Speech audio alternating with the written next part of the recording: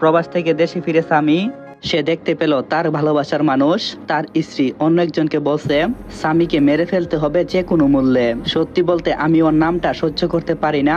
আমি দাঁড়িয়ে দাঁড়িয়ে তাদের কথা শুনছি। তখন ওই লোকটা বলল, মাইরালা মোরে, তুমি শুধু আমার। ও এখন একটা টাকার মেশিন মারতো, মেশিন যখন বন্ধ হয়ে যাবে তখন তাকে মেরে ঘুম করে দেব, তুমি চিন্তা করো না।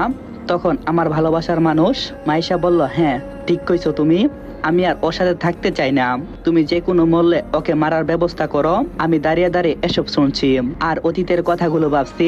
তাহলে আপনারা শুনুন, যখন আমি প্রবাসে থাকতাম, দিনরাত কাজ করতাম ফ্যামিলির মুখে একটু হাসি ফুটানোর জন্য।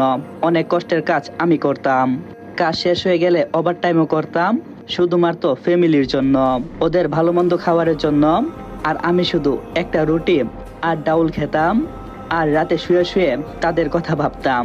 আমি মাইশাকে নিচের করে রাখবো, নিজের সবটা দিয়ে তাকে সুখে রাখবো। যে ভালোবাসার মানুষটা আমাকে বিশ্বাস করে আমার পাশে থাকতো, সেই মানুষটাকে তো আমারই খুশি রাখার দরকার। কিন্তু অন্যদিকে মাইশা স্বামীকে ভুলে গেছে, নিজের মতো করে যা ইচ্ছে তা করে।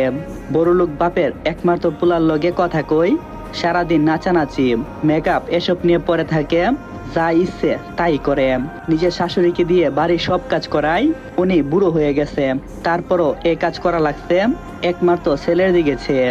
তার ইচ্ছে করতো না এসব কাজ করার জন্য, তবুও অনেক কষ্টে এসব কাজ করত। কি করবে, তার যে হাতে কোনো কিছু করার ছিল না।